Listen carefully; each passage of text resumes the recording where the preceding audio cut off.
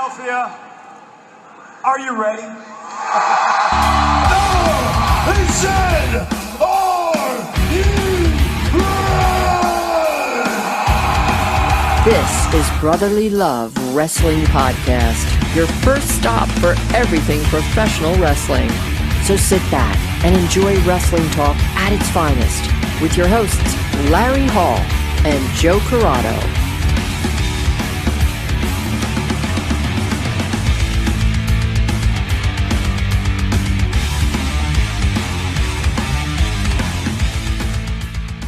Welcome everybody to Brotherly Love Wrestling. On today's show, Hold on. Go ahead. I want to do it. Go ahead. Because I feel like it has to be said properly. The world famous CB. Yeah. I love it. What's up, guys? Nice. I was told all caps, so I knew you weren't going to do it. I had to do it. Yeah. No, definitely all caps when you say it.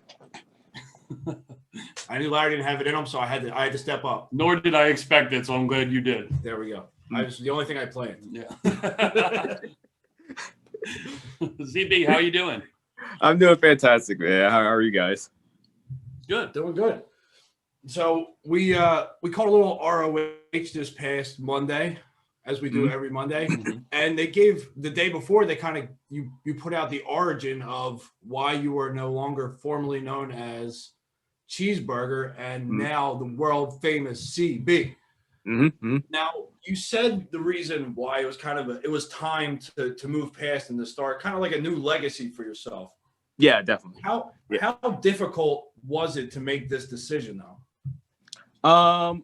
It was really tough because it's like we've been doing something for so long. You know, I've been the Cheeseburger like character for about 7-8 years in Ring of Honor, and it was something that took me to a lot of awesome places in wrestling. You know, like so many great Ring of Honor matches. Obviously, to the stuff I did with New Japan as well, and it got me to such a great level of my career that it was really hard to let go. But I knew like if I want to progress to a level that I saw for myself that I knew I could reach, I knew there was a shelf life on Cheeseburger.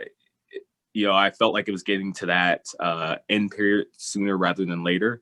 And I figured it was time to evolve. I always felt like Cheeseburger kind of just had this ceiling of being like a novelty act on it. And even though fans really loved it and they loved the gimmick, but I knew like to get to that next level, I was going to have to evolve myself. And it had been something I've been thinking about for at least like the past year or two. And then when the lockdown happened, I had a lot of time to just sit and think and reevaluate my career. And I didn't want to come back to Ring of Honor just as myself. I wanted to come back completely different, completely new. I didn't want to just come back doing the same old stuff. And the lockdown gave me a convenient excuse to start putting the wheels in motion to getting this change. Because when you're wrestling regularly as something, it's like a hard change to make. But when there's like that long break and people haven't seen you for a while, it makes it a little bit easier to transition to something different.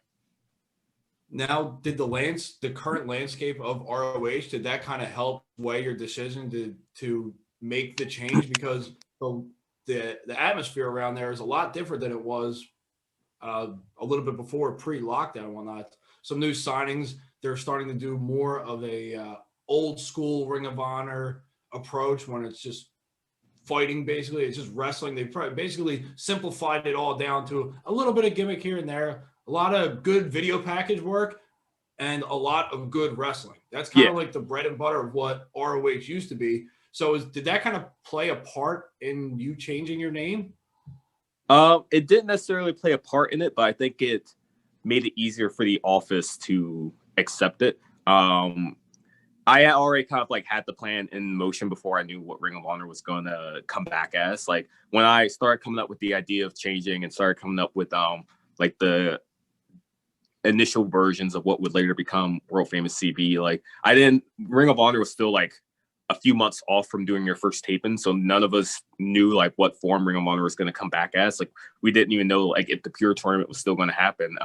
But I knew I just wanted to come back different. And then when I pitched it to Ring of Honor, to management, to my boss, he was like, yeah, I agree. Like it's time to move on. And like this is the direction Ring of Honor is going. Like we're going in a more serious, like a pure wrestling type of direction where we make it more real, where they, like you said, they have video packages where fans get to know wrestlers as themselves, like they're just sit down interviews where you get to know about people's history and their real life struggles and everything. And I think that change made it easier for the office to jump on board with it. But like I said, I didn't know what direction Ring of Honor was going to go, but I knew the direction I wanted to go. And it fits perfectly because now you've kind of developed into more serious. Yeah, I get to be in the Pure Division. Like when I found out Pure Division was coming back, I knew like, oh, cool. This is where I want to be a part of, because that's right up in the style of wrestling that I like to do.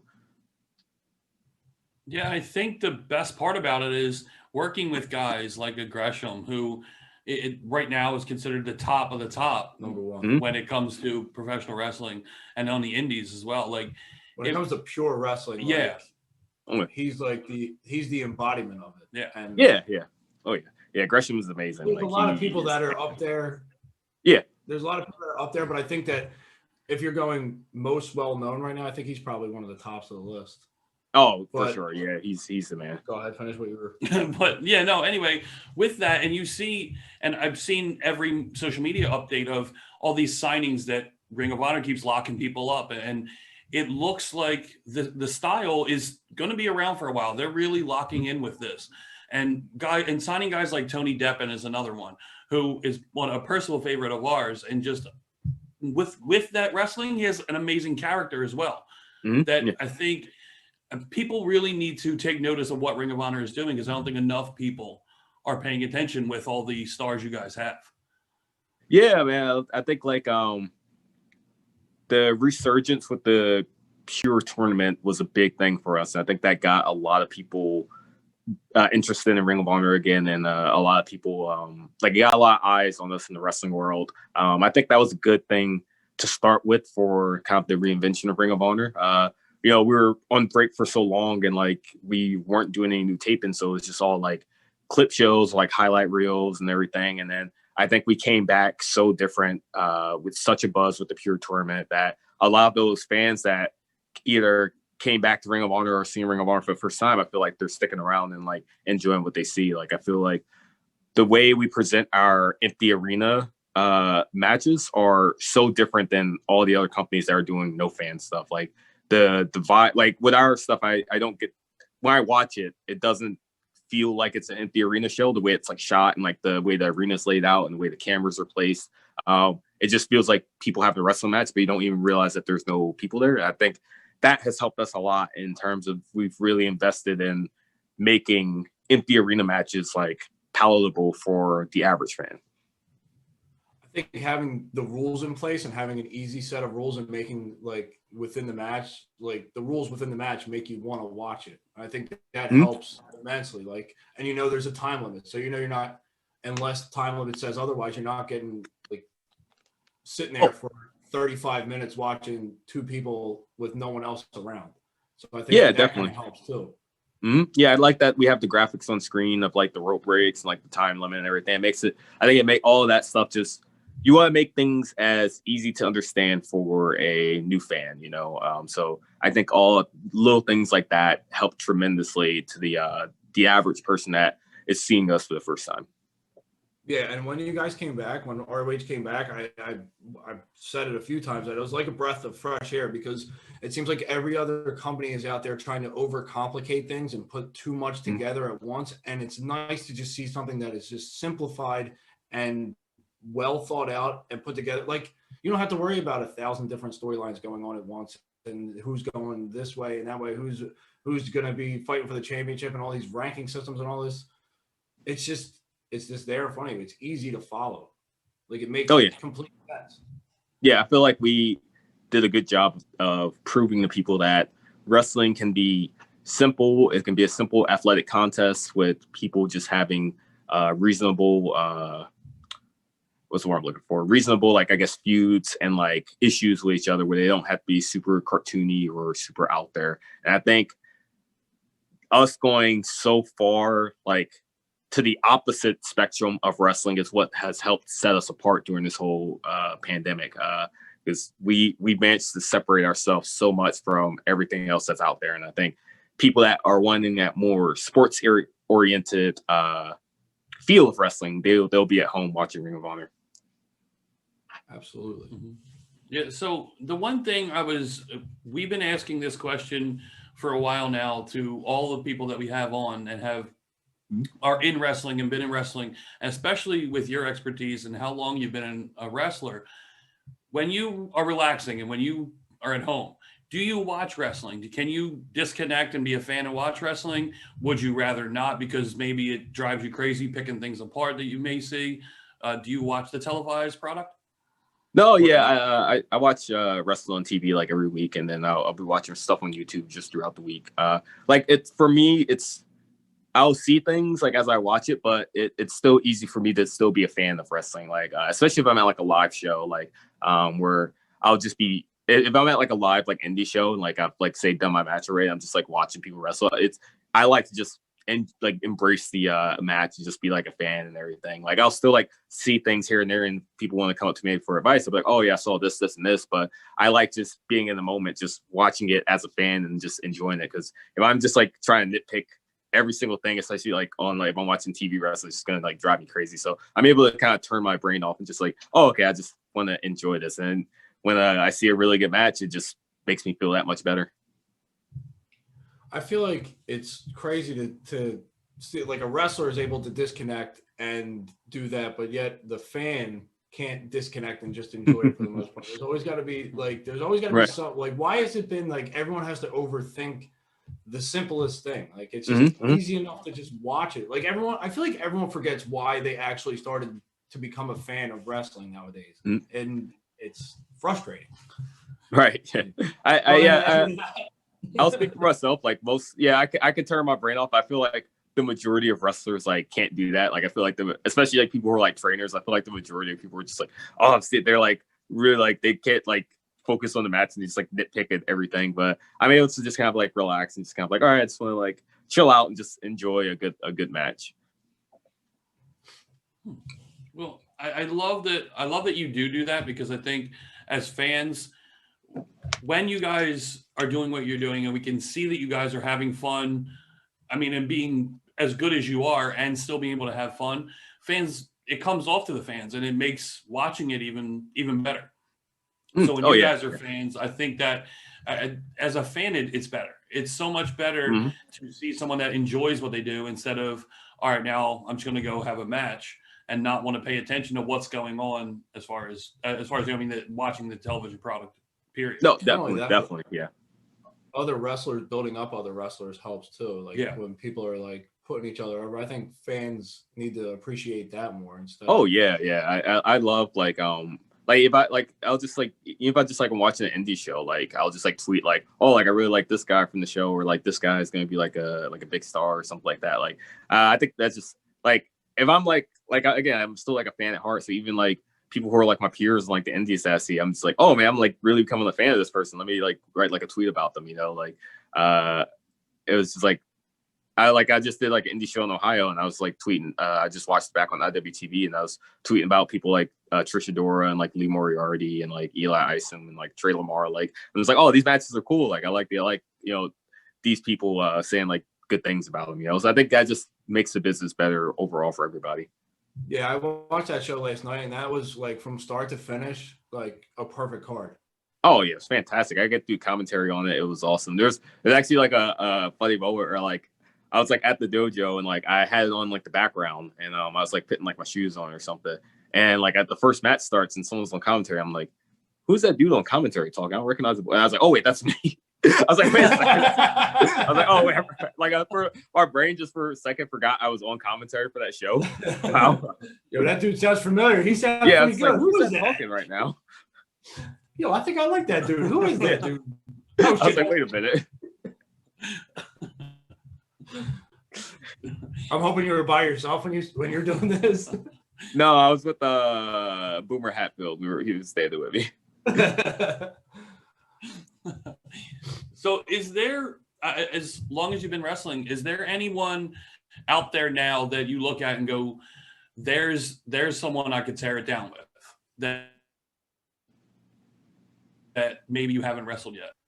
Oh man, there's so many people. Like the indies there's so much talent out there on the indies. definitely top of my list would be Lee Moriarty. Like, I'm a big fan of his work. I got to roll around with him a bit. He's come up to like the Worldwide Dojo to train for a little bit, and he's awesome. Like, he's one of my favorites. Like, he's a guy I really want to see in Ring of Honor. Super technically sound, super like just fantastic at everything. Like, and a guy that's still like super new, but he has like a really bright future. And I haven't gotten to wrestle him in a singles match yet, but I'm a big fan of Wheeler Yuta. He's awesome. Like, I definitely want to, mix it up with him in a singles match at some point. Never been in a singles match with Wheeler?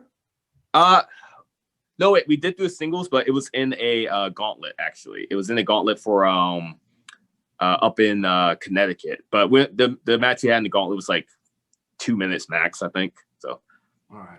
I want to get like a long singles with him. I find that hard to believe that he never wrestled Yuta one-on-one.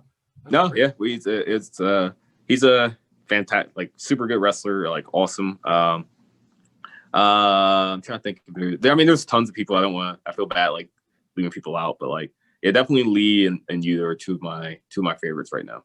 I feel like Lee is like almost perfect for Ring of Honor right now. Oh, definitely. He fit, like, no question, he fit in the pure division. He's in not on the indies, but like Gresham too. I love, like, I haven't had a singles with Gresham yet. We've had like multi-mans and like tag matches, but we never gotten the mix up in the singles match. So that's one of my dream matches right now. Just for how long you've been doing it, and how that match has been there for how long, and it's never happened. Mm-hmm. It's just crazy. But now I feel like with the character change, now like it's these matches like that, like me and Gresham like getting like a long singles match I feel like those matches are possible now. Where like, as with Cheeseburger character, it was maybe seeing Cheeseburger maybe like a longer than normal singles match wasn't something people wanted to see, because Cheeseburger was more of a character that was like a wrestler in the background. Whereas now I want to be a wrestler, but also like a wrestler / character rather than a character / wrestler, if that makes sense. No, it does. Yeah, absolutely. And you were part of a faction last time. Yes. 3S Shinobi Shadow Squad. So that kind of hurt you in your singles game anyway, because when I did my ROH match with Tracy, I think it said my last singles match was like 2018, I think. Ring of Honor. It's like it's like November 2018. That was I didn't even remember the match. Like it was like me and like Kenny King and like Buffalo, and I was like, oh man, wow! I didn't even realize it had been that long since I had a singles match in Ring of Honor. Wow. I love the trio stuff though. The trio stuff was awesome. That was like one of my favorite points in my career. I love doing six-man tags are some of my favorite matches to watch. It was really cool getting to be creative, because you have like 6 people. You have so much opportunity to do like really crazy stuff in the match. You also get to take a little breather on the side too for a little bit. Oh yeah, absolutely. Preserving your body. Yeah, definitely. And when there's crowds, you're able to work the crowd, which is a strong point of yours anyway, because it's easy for the crowd to get behind you. Yeah, definitely. Now, did you fear, like, when you made the transition to world famous CB, did you fear that some of the fans wouldn't back you? Yeah, definitely. That was like, I would say the main fear was I didn't know how fans were going to perceive it. I didn't know like if they were going to be supportive, because like I said, so many people love Cheeseburger. Like not just like fans and like wrestlers like really enjoyed the gimmick, and like there's always like parents and stuff. They're like, oh, my kid, you're one of my kid's favorite wrestlers and everything. Like like people look up, like, oh, my kid like looks up to you. They really like think the gimmick's like fun. So it's like I didn't want to lose that fan base, but like so far like everyone's been super supportive. Like I was surprised at how supportive the reception.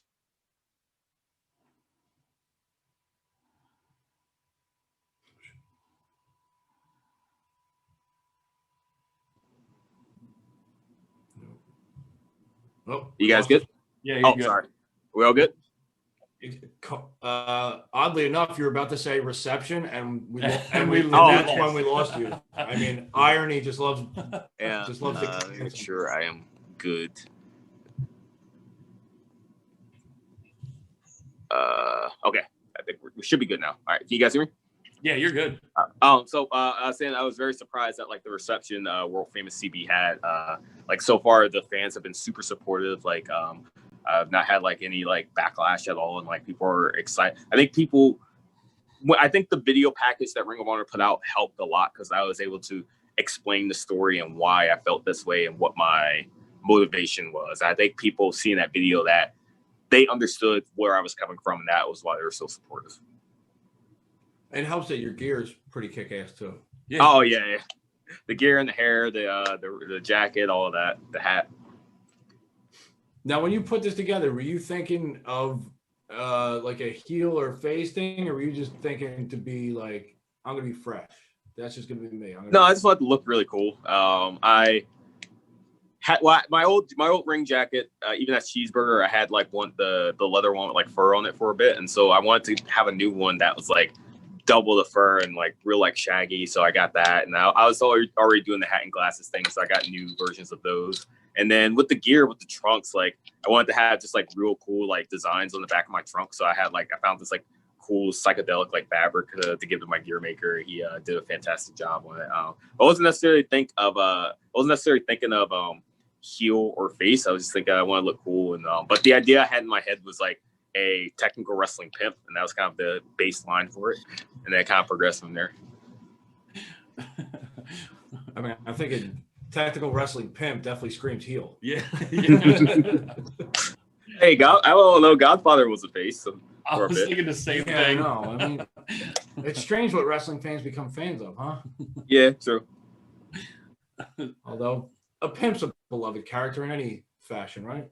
Mm-hmm. So Cheeseburger, I'm sorry. God, I knew I was going to do that at least once. That's all TV. So did you have any information? Is Ring of Honor going to be down in Tampa for WrestleMania weekend? They're going to run a show? No, I don't believe so at all. Like I'm pretty much 100% sure they won't do anything like that. Like it's already hard enough for us to do tape-ins with like no fans in Baltimore. I don't think they have any plans of going down to Tampa and having like fans or anything down there. It's like right now their main focus right now is safety of the talent, and we've been able to do that with the bubble with the hotel and everything. So I think we're just gonna keep doing that until whenever, like, I guess the country or Maryland or whoever like deems safe enough to stop doing that. But I mean, we've been doing the bubble and we've been keeping all talent safe with COVID cases. Like we haven't had any outbreaks or anything. It's been working, so I don't think they have any plans to go away from that and like run. I would be very surprised if we run anything with fans like before, like, I don't know, like winter next year or something, winter like later this year or fall or something. I would be like really, really surprised if we do anything about fall. I mean, there's no rush it if they don't need to. If they're comfortable with being able to run those shows, and there's no rush. I mean, when we've seen it before, when people have rushed to get people in there. I mean, we saw the backlash. Mm-hmm. Oh yeah, for sure. It spread. So I mean, yep. How's that process been? The bubble. Oh, the bubble's been cool. It's been different. It's like we go in and we literally live in a hotel for essentially a week. We'll go and check into our room. We quarantine for a day or two, depending on the schedule. And then we'll go down, get our first test, come back, wait for the results. So either we'll do like a PCR test and the results will take like a day, or we'll do a rapid test and get them like the same day. But basically we get tested 3 different times. We get tested once before we go to the bubble. We get there, quarantine for a day, get tested the second time. If that's good, then we're able to go to the dojo and like do pre-tapes and everything. Then we go back to our hotel, do our first show the next day, come back to our second show the next day, come back, one more test, then we go home or do pre-tape and then go home. But we get tested 3 times in total. We like have to stay in our room. We're able to go to like schedule gym time at the hotel, but unless you're going to go like see the doctor or going to the show or going to like pre-tapes at the dojo, like you're supposed to stay in your room the entire time. And we like order food and like get it delivered or use room service or something.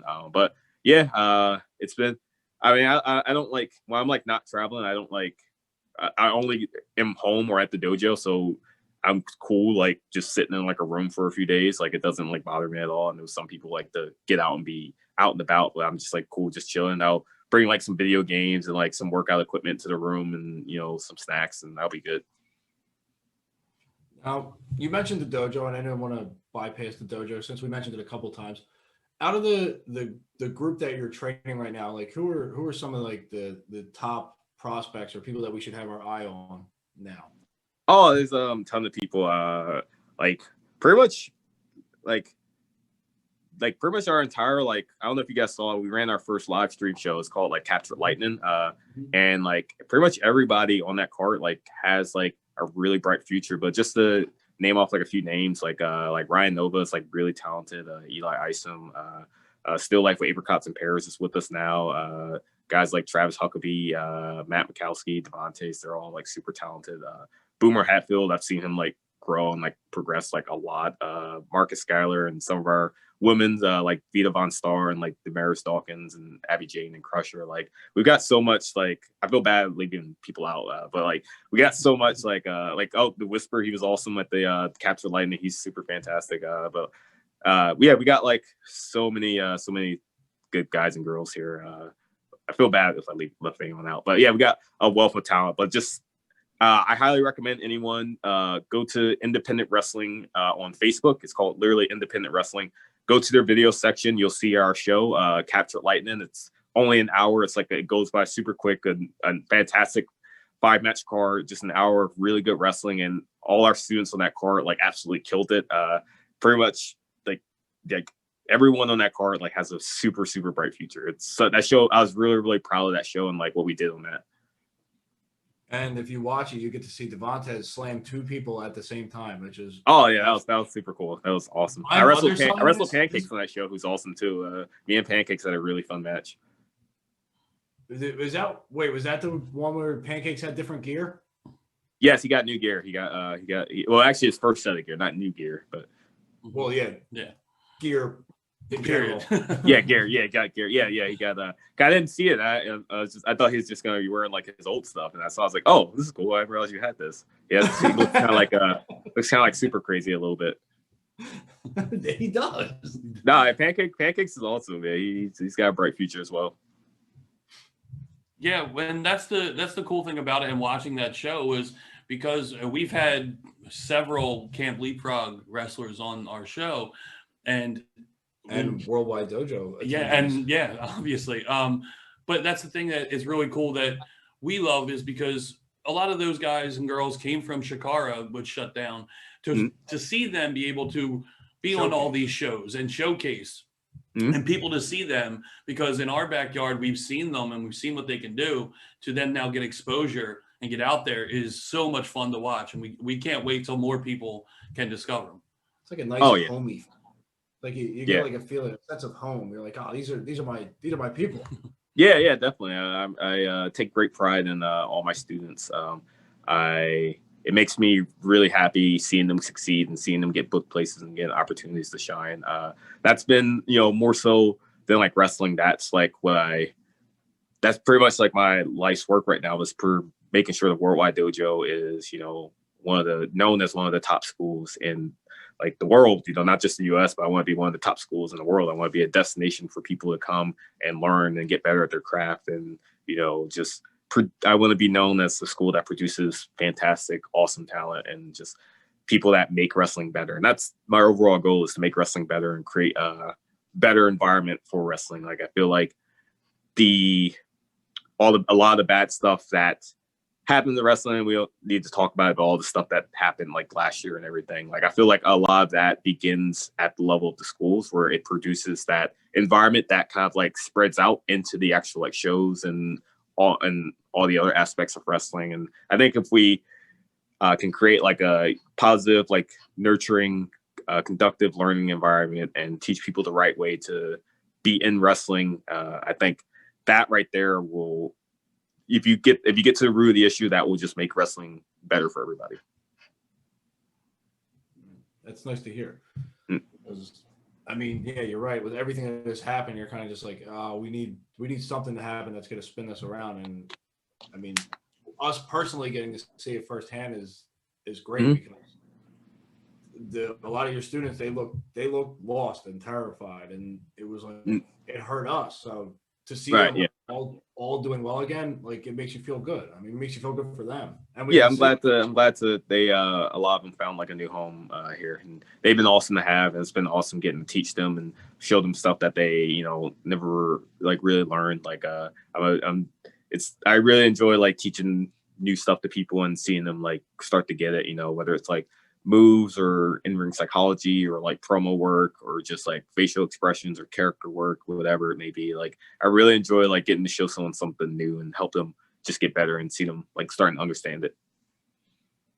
Now, when you're running the dojo, do you see yourself after wrestling when maybe you just, if your body's too beat up or you just decide to stop, do you see yourself branching out and doing more in as far as in the business goes? Would you like maybe decide to be a booker or take over a promotion or something like that? Would that be in the future for you?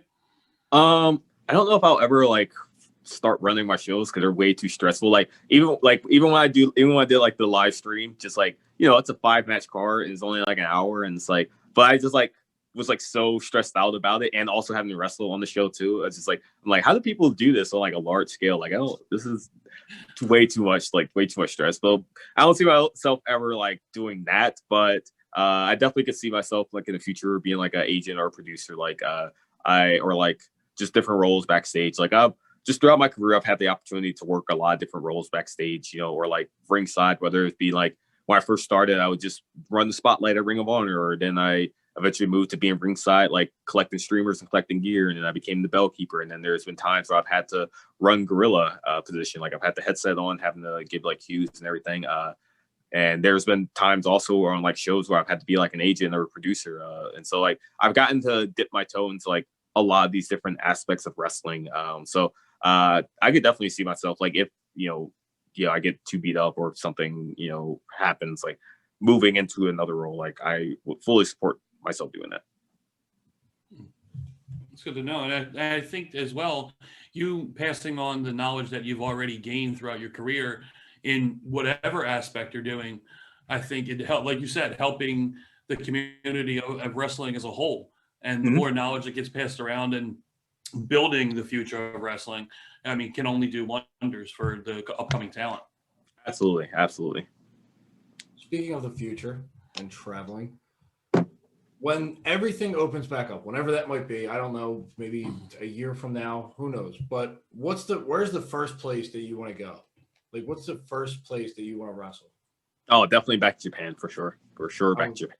I was going to say that, and I'm glad you did.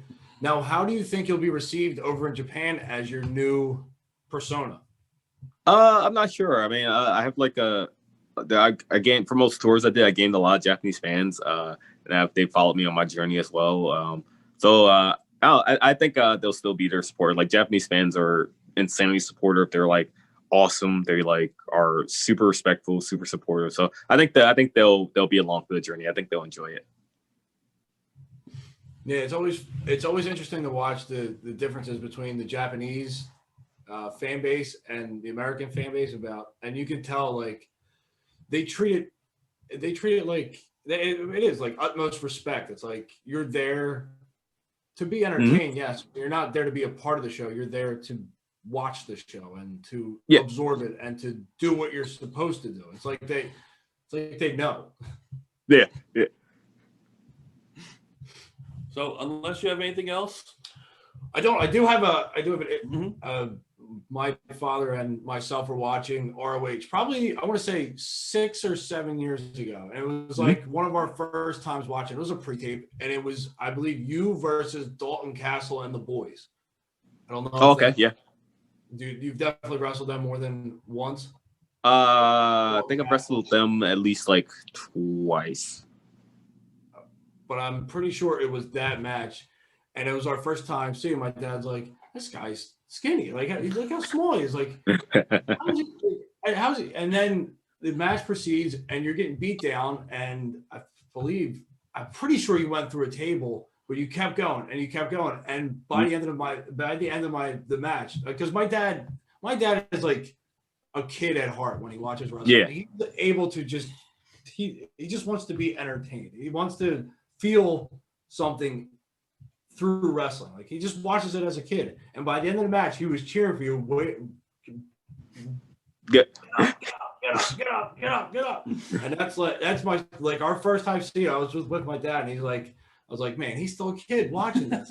Because you had him hooked by the end of the match. He's like, that's come awesome. on, I can't believe it. Because he still lives by the kayfabe rules where he cheers for the good guys and he boos the bad guys. And I just thought that was funny and fun to watch. I'm like, man, he's got it all figured out. But it was just a testament to you doing like your job, like that underdog role, and how you like adapted it and made it your own, and like kind of it made like every match you were in special. Yeah, thank you. Like, yeah, it's been a crazy journey, but like happy I got to do it. You know, I'm happy like so many people have like dug my work and like are still here on the the train, like support me. So hopefully they stay on, and we're gonna take this to the end of the tunnel. Well, CB, thank you so much for taking the time and talking with us. Really appreciate it. It was an honor having you on the show and talking to you. And hopefully we'll be seeing you soon on Ring of Honor TV. Hopefully, yeah. I'll be back on soon. Don't worry. All right. Thanks so much. And have a good night. That was the world famous CB. Great job. Thank you.